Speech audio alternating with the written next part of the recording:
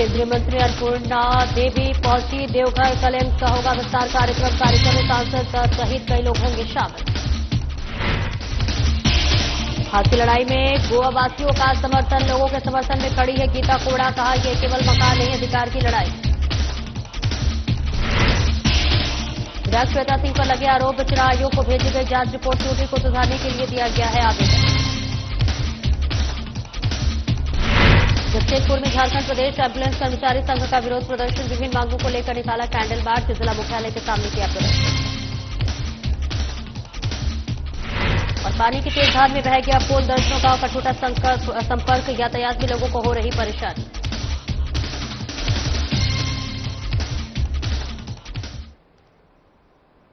नमस्कार, स्वागत है आपका। मैं हूं आपके साथ सपना दीपक मदेशिया।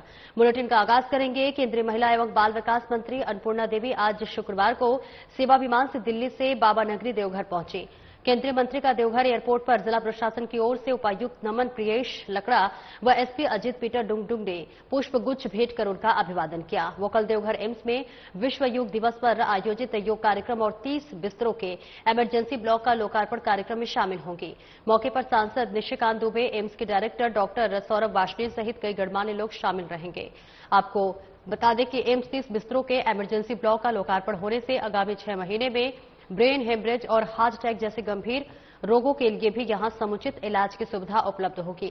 साथ ही अगले 3 महीनों में ट्रॉमा सेंटर भी पूरी तरह से क्रियाशील हो जाएगा, जिससे कि झारखंड, बिहार समेत पूरे क्षेत्र के लोगों को अत्याधुनिक स्वास्थ्य सुविधाएं सुलभ होंगी। एम्स प्रबंधन द्वारा कार्यक्रम की तैयारी पूरी कर ली गई है।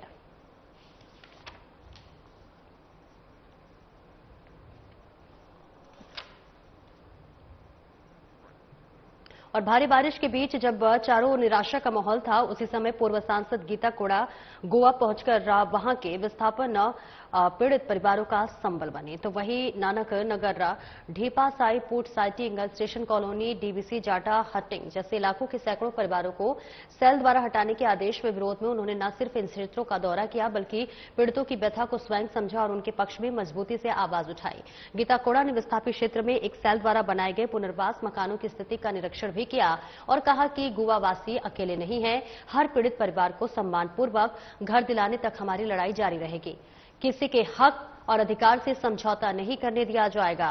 उन्होंने सेल कार्यालय पहुंचकर महाप्रबंधक प्रवीण कुमार सिंह और महाप्रबंधक अर्नव डे से मुलाकात की और ग्रामीणों की 3 प्रमुख मांगे रखी। उन्होंने कहा कि विस्थापित परिवारों का पुनः सर्वेक्षण कराया जाए, जिन परिवारों को पहले योजना से बाहर रखा गया उन्हें शामिल किया जाए और बरसात के इस भीषण समय में किसी भी परिवार को बेघर न किया जाए जब तक उन्हें रहने योग्य मकान मुहैया न करा दिया जाए।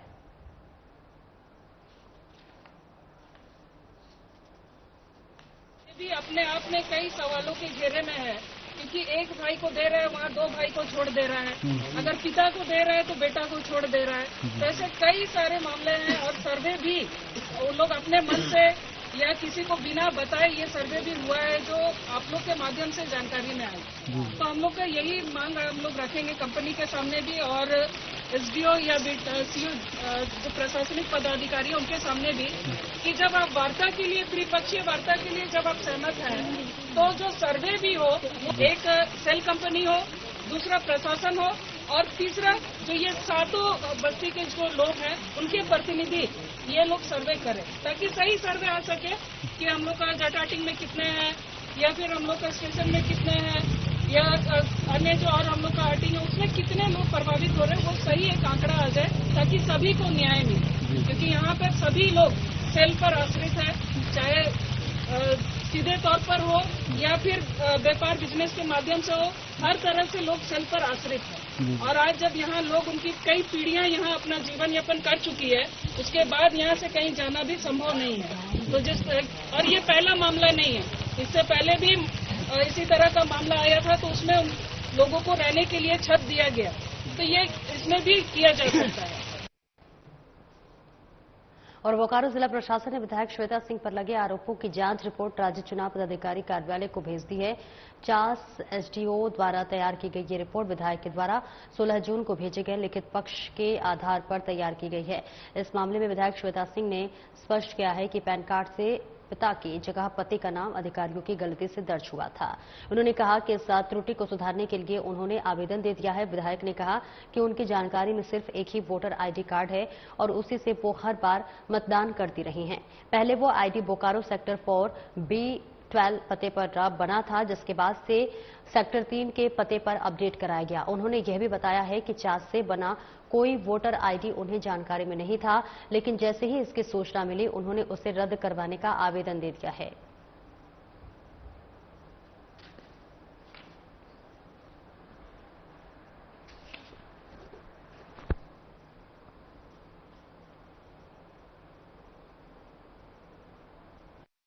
कार्ड्स को लेकर के तो उसके हिसाब से जो मेरा एक वोटर आईडी कार्ड है जो मैं इस्तेमाल कर रही हूँ, जैसा मैंने पहले भी कहा था, तो रिटन में मुझको वो देना था एसडीएम को, तो मैंने उसको रिटन में दिया है लिखित रूप में, वकील के द्वारा ड्राफ्ट करके एक लिखित में कि मेरा एक वोटर आईडी कार्ड है जिसको मैं इस्तेमाल कर रही हूँ जो सेक्टर 4 में, और फिर उसको हमने चेंज करवाया और फिर सेक्टर 3 में जो अभी हम जहाँ पे मतलब जो मेरा आवास है वहां पे उस एड्रेस का है।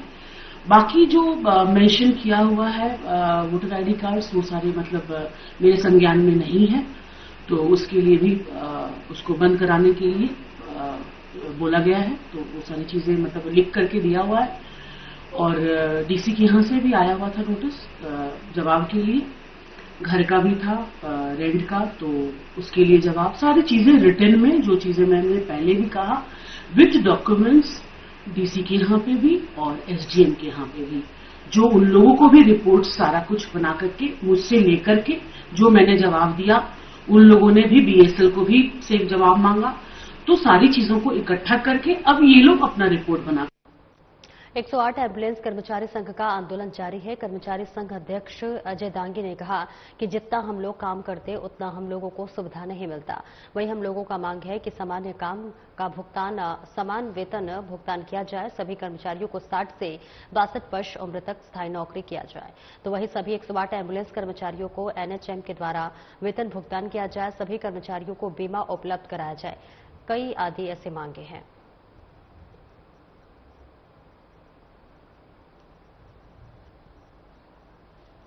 हर बार वो किसी न किसी कारण बस किसी स्टाफ को बैठाते हैं, उसको डॉक्यूमेंट वेरिफिकेशन, जबकि हम लोग 7 वर्षों से काम करते आ रहे हैं और समय समय पे वेतन नहीं देती है। तो हम लोग का मुख्य मांग है कि समान काम और सामान्य वेतन दें और इसके बाद फिर पीएफ ईएसआई का सुविधा दिया जाए और एनएचएम से हम लोग को परमानेंट किया जाए। 60 से 62 वर्षों तक काम फिक्स किया जाए। झारखंड प्रदेश 108 एम्बुलेंस कर्मचारी संघ के द्वारा कैंडल मार्च डीसी ऑफिस सामने किया जा रहा है। इनकी मुख्य मांग है कि ये अस्थायी किया जाए हम लोगों को और समान काम समान वेतन दिया जाए। एनएचएम के द्वारा इनकी नौकरी नियुक्त किया जाए, एनएचएम का जो वेतनमान दिया जाए और इनको ईएसआई ईपीएफ का लाभ प्रदान किया जाए। और जो इनके बकाया भी अभी तक भुगतान नहीं हुआ, जो कि पहले कंपनी के द्वारा काम कराया गया लेकिन वेतन भुगतान नहीं किया गया, उसको अविलंब भुगतान कराया जाए। और नई कंपनी जब भी आए इनको अस्थायी करने के लिए जो सत्यापित कराती है हमेशा, वो नहीं कराया जाए, क्योंकि एक बार सत्यापित हो चुका है तो उसी को लागू किया जाए। कंपनी कोई भी चेंज हो, लेकिन इनको वेतन मान दिया जाए और वेतन मान बढ़ाया भी जाए जो कि एनएचएम के द्वारा दिया जाता है। यही मांग इन लोगों की है और इसको लेकर के फिर 28 जून को राज्यपाल के सामने धरना प्रदर्शन का प्रोग्राम भी पूरे झारखंड प्रदेश की तरफ से झारखंड एम्बुलेंस कर्मचारी संघ के द्वारा 1 दिवसीय किया जाएगा। एक ब्रेक के लिए रुकेंगे, जल्द लौटते हैं।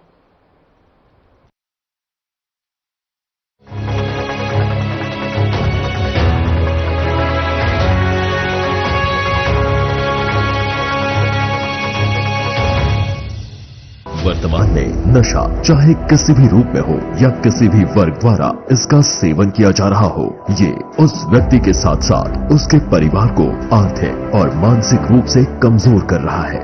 ब्राउन शुगर, हेरोइन, कोकीन, शराब, कोडीन, अफीम, तंबाकू, मैरिजुआना, सिगरेट और बीड़ी जैसे नशीले पदार्थ शौक से लत बन जाते हैं।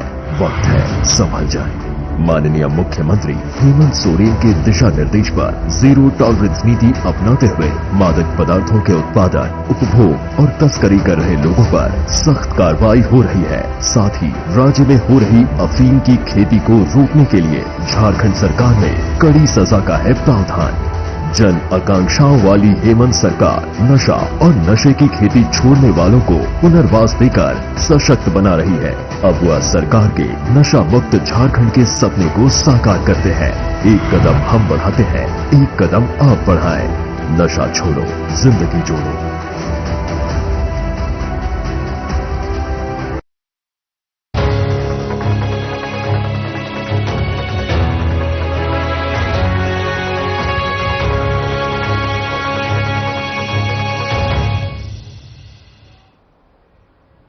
अब ब्रेक के बाद एक बार फिर से स्वागत है आपका। खबरों में आगे बढ़ेंगे। रांची का रातू रोड एलिवेटेड कॉरिडोर 26 महीने में बनकर तैयार हो गया है। इसे बनाने में लगभग 400 करोड़ रुपए का खर्च आया है। कॉरिडोर का उद्घाटन 19 जून को केंद्रीय मंत्री नितिन गडकरी के हाथों होना था, लेकिन इसे अब 3 जुलाई कर दिया गया है। इसके शुरू होने से लोगों को रातू रोड में लगने वाले जाम की समस्या से निजात मिलेगी। राजधानी रांची के लोगों ने बताया कि एक ही महीने में दूसरी सौगात मिलने वाली है। 19 जून को केंद्रीय मंत्री Nitin Gadkari Ratu road elevated corridor का उद्घाटन करने वाले थे, लेकिन अब 3 जुलाई को होनी है, जिससे थोड़ा मन उदास है। इसके शुरू हो जाने से रांची वासियों को रातू रोड में लगने वाली ट्रैफिक जाम की समस्या से काफी राहत मिलेगी। साथ ही बताते चले कि रातू रोड में नागा बाबा खटाल से पिस्का मोड़ तक करीब 2.5 किलोमीटर का सफर पूरा करने में आधा से 1 घंटा का समय लगता था, लेकिन एलिवेटेड कॉरिडोर के जरिए अब ये सफर महज 5 से 7 मिनट में पूरा हो जाएगा। केंद्र सरकार के माध्यम से किए गए ये सराहनीय कार्य है। राजधानी समेत अन्य जगहों से आए लोगों के लिए काफी बेहतर साबित होगा। सुनने में आया था कि 19 को उद्घाटन हो रहा है, लेकिन ये भी सुन रहे हैं कि अब इसका डेट बदल रहा है, 3 तारीख को हो रहा है। तो उतना तो परेशानी होगा, थोड़ा बहुत दिक्कत होगा, लेकिन डेट नहीं बढ़ाना चाहिए, समय से होना चाहिए। पता नहीं काहे लेट हो रहा है। कितना परेशानी हो रहा है? बहुत परेशानी हो रहा है। अब तो जब उस दिन उद्घाटन हो जाएगा, रास्ता चलने लगेगा तो थोड़ा सहूलियत मिलेगा। अभी लग रहा है थोड़ा ज्यादा लग रहा है अभी। अब जिस दिन खुल जाएगा, ये उद्घाटन हो जाएगा, उसमें 5 से 7 मिनट में हम लोग इसका मोड़ चले जाएंगे। हाँ, बहुत आसान होगा। इसलिए हम चाहते हैं कि जितना जल्दी से जल्दी हो सके इस फ्लाईओवर का उद्घाटन हो। बहुत बढ़िया, बहुत अच्छा ये काम है। उधर भी 2 फ्लाईओवर बना है, उससे जो झारखंड की जनता जो है जाम से जूझती थी, जो स्कूल बस वाले हैं जाम से जूझते थे, आज सब सुचारू रूप से चल रहा है और बच्चे अब जाम में नहीं पड़ेंगे। कोई भी बस जाम में नहीं पड़ेगा। स्कूल से लेट हो जाता था, बच्चों लोग का लेट हो जाता था स्कूल जाने में, बस जाम में फंस जाती थी। लेकिन आज 3 फ्लाईओवर के बनने से बहुत ही रांची वासियों को सहूलियत मिलेगी। थोड़ा जल्दी हो जाता तो हम लोगों को सुविधा रहता आने जाने में। अभी वहां से आने में हम लोगों को बहुत टाइम लग जाता है। ऐसे जल्दी उद्घाटन हो जाता तो हम लोग का टाइम का बचत होता, 5-7 मिनट में पहुंच जाते, जो अभी हम लोगों को आधा घंटा से ऊपर का टाइम लग जाता है। बहुत राहत है, हम लोगों का टाइम का बहुत बचत। 15 से अभी वहां से आने में आधा घंटा 45 मिनट का टाइम लग जाता है, और फ्लाईओवर हो जाने के बाद हमको लगता है कि 5 से 7 मिनट लगेगा। ये तो केंद्र सरकार का बहुत अच्छा ये है, पहल है। हाँ, बस उद्घाटन का इंतजार है। उद्घाटन के दिन हम लोग भी जाएंगे। वहीं इस फ्लाईओवर के प्रति झारखंड सरकार के सहयोगी पार्टी कांग्रेस ने अपनी नाराजगी जाहिर करते हुए कहा कि जब फ्लाईओवर का काम हो चुका है तो आखिर इसे टालने का क्या मतलब है। जिस प्रकार से लगातार जनता जाम से परेशान हो रही है तो इसे जल्द जनता को सौंप देना चाहिए था, लेकिन भारतीय जनता पार्टी के नेता अपना चेहरा चमकाने में लगे हुए हैं। जब पहले से समय तय था तो इसे टालने की बजाय जनता को सुपुर्द कर देना चाहिए था। यह केंद्र सरकार की इच्छा शक्ति को दर्शाता है कि जब फ्लाईओवर बनकर तैयार है और पहले से तिथि घोषित करके राजधानी वासियों के मन में एक आशा जगा दी गई थी कि अब उन्हें जाम से मुक्ति मिलेगी, तो फिर आज 17 तारीख है और 3 तारीख को फ्लाईओवर का उद्घाटन करके उसकी शुरुआत करने की का क्या औचित्य है। हमें नहीं समझ में आ रहा है कि आखिर सिर्फ एक उद्घाटन मात्र के लिए 15 दिनों का इंतजार क्यों। राज्य सरकार ने जो अपने फंड से जो फ्लाईओवर बनाया, सिरमटोली फ्लाईओवर, वो जिस दिन तैयार हुआ उसके अगले दिन जनता को समर्पित किया गया। तो हम चाहेंगे कि जल्द से जल्द 48 घंटे के अंदर में फ्लाईओवर जनता को सुपुर्द किया जाए। किसी भी मंत्री के इंतजार में और उद्घाटन के इंतजार में जनता को सुविधाओं से मरहूम रखना, ये जनता के साथ अन्याय होगा, अत्याचार होगा और केंद्र सरकार कम से कम इससे बचे। रातू रोड की जनता, आम जो राजधानी की जनता है, उस रोड में जाम से कराहती है। आगे इतने दिनों का इंतजार, वो भी भरी बरसात में। बरसात शुरू हो चुका है, बरसात के दिनों में इस तरह की कार्रवाई बिना सोचे समझे 15 दिनों की देरी जनता के लिए बोझ। रातू रोड फ्लाईओवर का निर्माण राष्ट्रीय राजमार्ग विकास प्राधिकरण द्वारा कराया गया है। वही संवेदक के रूप में केसीसी बिल्डकॉन ने निर्माण कार्य पूरा किया है। इसके निर्माण में 400 करोड़ रुपए की लागत आई है। ये फ्लाईओवर कुल 101 पिलरों पर खड़ा है। रांची सांसद संजय सेठ ने केंद्रीय सड़क एवं परिवहन मंत्री नितिन गडकरी से मुलाकात कर इस एलिवेटेड कॉरिडोर के उद्घाटन का आग्रह किया था। सांसद के मुताबिक केंद्रीय मंत्री ने 19 जून को रांची आकर उद्घाटन करने पर सहमति बानी थी। हालांकि यह अब 3 जुलाई को होना है। इसको लेकर लोगों में नाराजगी है, लेकिन वास्तव में आने वाले समय में राजधानी वासियों को बड़ी सौगात मिलने वाली है। लोग कहेंगे, दुख के दिन गयो रे भैया, सुख के दिन आयो रे। साधना प्लस न्यूज के लिए सहयोगी संजय पांडे के साथ रांची से आशीष प्रसाद की रिपोर्ट। छतरपुर को दुलमी प्रखंड से जोड़ने वाले कोची नाले में बना पुल आज पानी के तेज बहाव में बह गया है, जिससे दर्जनों गांवों का संपर्क रामगढ़ जिला मुख्यालय से कट गया है। इस पुल के बहने से सबसे ज्यादा नुकसान किसानों को उठाना पड़ रहा है, क्योंकि दुलमी प्रखंड के दर्जनों गांवों के किसान अब अपनी फसल बेचने के लिए रोजाना लगने वाले छतरपुर बाजार नहीं जा पा रहे हैं। वहीं पुल बहने व आवागमन बाधित होने से लोगों के समक्ष भारी परेशानी उत्पन्न हो गई है।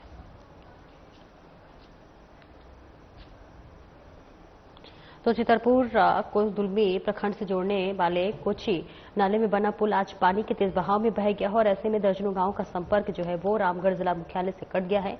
और इस पुल के बहाने से सबसे ज्यादा नुकसान किसानों को उठाना पड़ रहा है, क्योंकि देखिए दुलमी प्रखंड के दर्जनों गांव के किसान अब अपनी फसल बेचने के लिए रोजाना लगने वाले छतरपुर बाजार नहीं ला पा रहे हैं। वही पुल बहने व आगमन बाधित होने से लोगों के समक्ष भारी परेशानियां उत्पन्न हो गई हैं।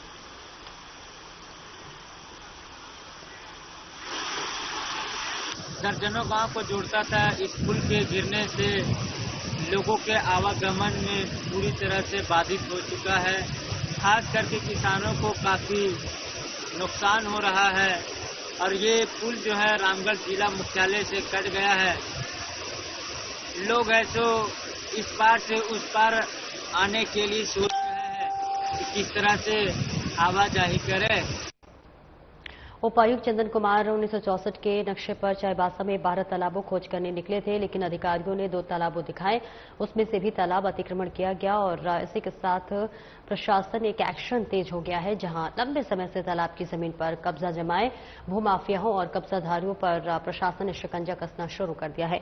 चाईबासा अंचल पदाधिकारी उपेंद्र कुमार की तरफ से चाईबासा के 3 भीम तालाब, बड़ा नीम डेह नवेटिया गेस्ट हाउस के पास अवस्थित मिट्टी से हुआ तालाब और तामड़ बांध तालाब में 3 लोगों को नोटिस जारी कर कब्जा हटाने का फरमान जारी किया गया है। जबकि अभी चाईबासा में 7 तालाबों का सर्वे किया जा रहा है, जबकि प्रशासन के द्वारा तालाबों पर भूमाफियाओं द्वारा कब्जा किया जाने के बाद प्रशासन की कार्रवाई से पूरे चाईबासा शहर में खलबली मच गई है।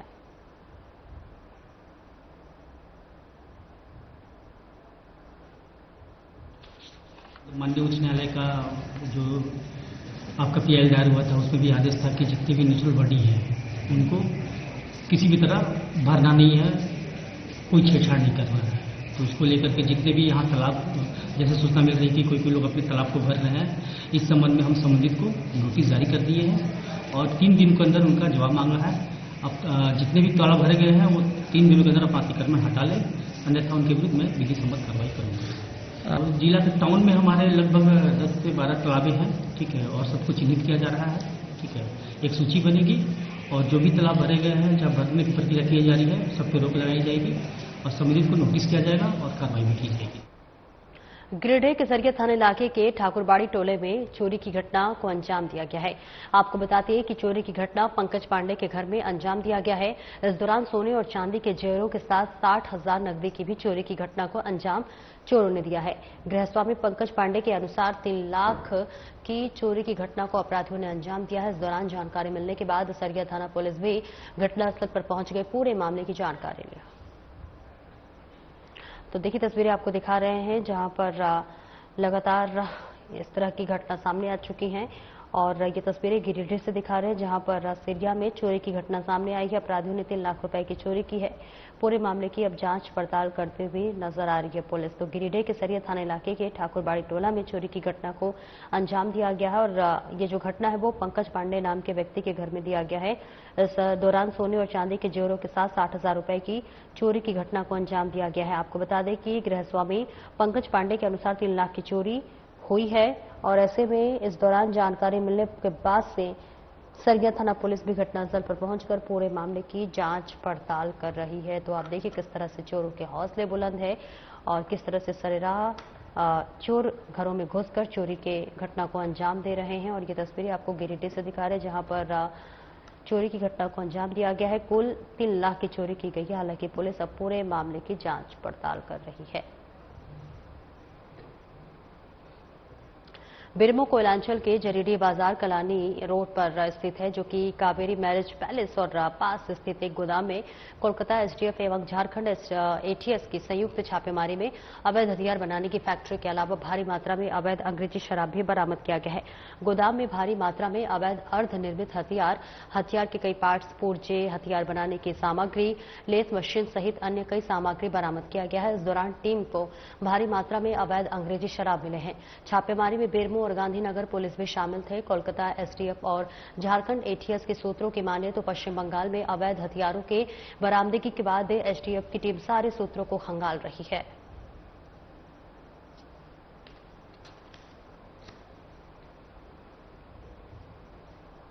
तो देखिए बिरमो कोयलांचल के जरीडीह बाजार कलाली रोड स्थित पर कावेरी मैरिज पैलेस और इस बीच स्थित एक गोदाम में कोलकाता एसटीएफ एवं झारखंड एटीएस की संयुक्त छापेमारी की गई है और इस समय छापेमारी में अवैध हथियार बनाने की फैक्ट्री के अलावा भारी मात्रा में अवैध अंग्रेजी शराब भी बरामद किया गया है। गोदाम में भारी मात्रा में अवैध अर्धनिर्मित हथियार के कई पार्ट्स, पुर्जे, हथियार बनाने की सामग्री, लेथ मशीन सहित अन्य कई सामग्री बरामद किया गया और इस दौरान टीम को भारी मात्रा में अवैध अंग्रेजी शराब मिले हैं।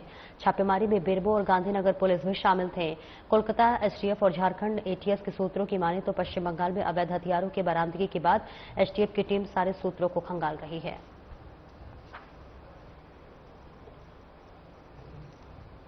गिरिडीह के धनबाद थाना इलाके के झारखंड धाम के मेन रोड पर एक ट्रक और बाइक की टक्कर में बाइक चालक की घटनास्थल पर ही मौत हो गई है। जानकारी के अनुसार शुक्रवार सुबह कोडाडीह झारखंड धाम मेन रोड स्थित मंगसो के पास शुक्रवार को अहले सुबह ईंट लदा 12 चक्का ट्रक कोडाडीह से झारखंड धाम की तरफ जा रही थी। इस बीच मंगसो गांव निवासी मोहम्मद हसन उम्र लगभग 45 वर्ष पिता डीलो मियां अपने मोटरसाइकिल से मेन रोड के पास पहुंचा कि ईंट लोड 12 चक्का ट्रक की चपेट में आ गया, जिससे बाइक सवार मोहम्मद हसन की घटनास्थल पर ही मौत हो गई। फिलहाल घटना की जांच में पुलिस जुट गई है।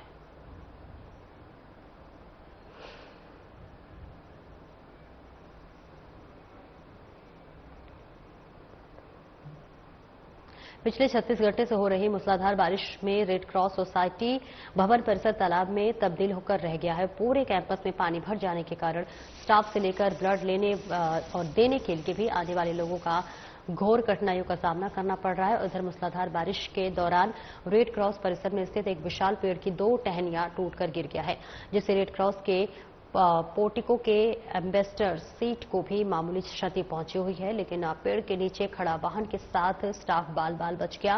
रेड क्रॉस के जर्जर भवन की स्थिति का अंदाजा इसी बात से लगाया जा सकता है कि बिल्डिंग के बाहरी छज्जे का प्लास्टर के साथ साथ अंदर दीवारों पर लगाए गए टाइल्स खुद ब खुद टूटकर गिर रहा है।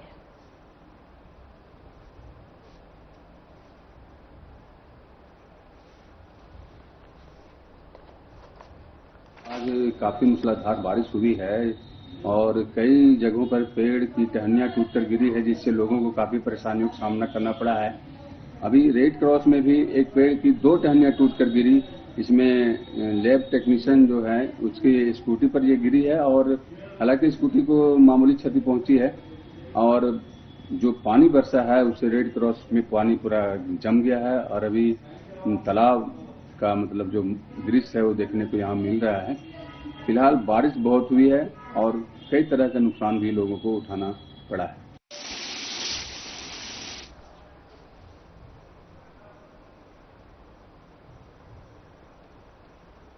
फिलहाल इस बुलेटिन में इतना ही। नमस्कार।